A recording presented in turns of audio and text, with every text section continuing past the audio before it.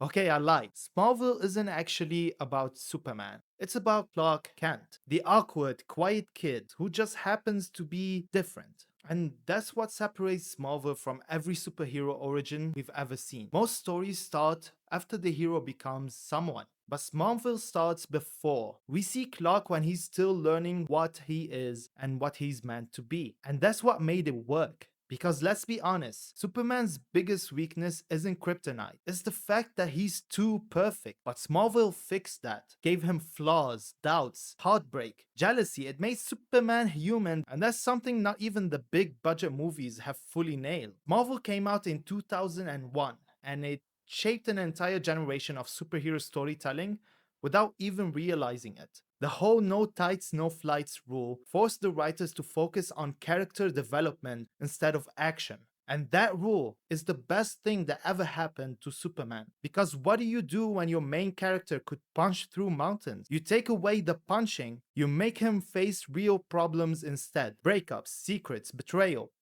High school drama, but with cosmic stakes. Every episode wasn't about saving the world, it was about trying not to ruin your own life. Clark Kent was literally living the ultimate anxiety dream.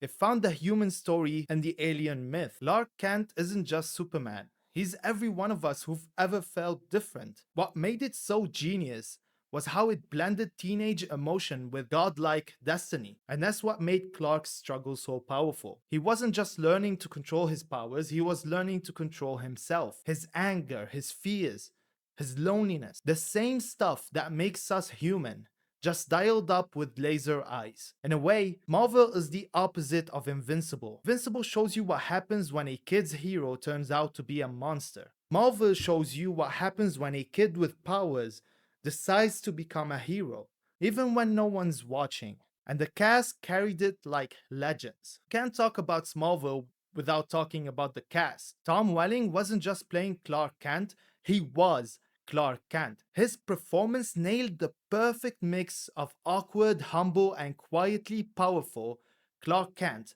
that we would all like to see. And then there's Michael Rosenbaum. I hope I said his name right because I love him as Lex Luthor. He's absolutely my favorite Lex ever shown on a live action Superman movie. He's simply the best Lex we've ever had. And not because he was evil, but because he wasn't yet. He was Clark's best friend, genuine and curious, but slowly corrupted by ambition. It's one of the best slow burn villain arcs ever put on TV. And that's what Smallville did better than anyone else.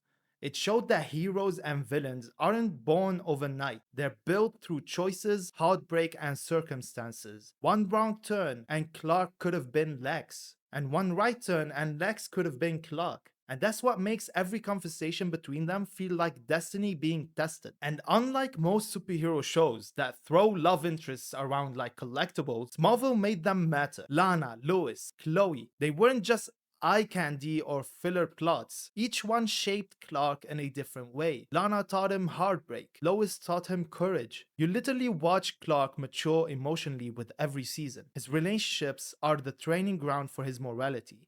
Because being super strong is easy, but being emotionally strong, that's the real fight. Do you ever go back and watch something old and expect it to feel outdated, but it doesn't? That's Smallville. Sure, the CGI is from the Stone Age. Some of the early plots are corny, but the writing ages better than most modern superhero shows because it actually respects its audience. It never dumbs itself down, it doesn't rush the payoff, and it takes its time exploring what makes a hero before trying to show one.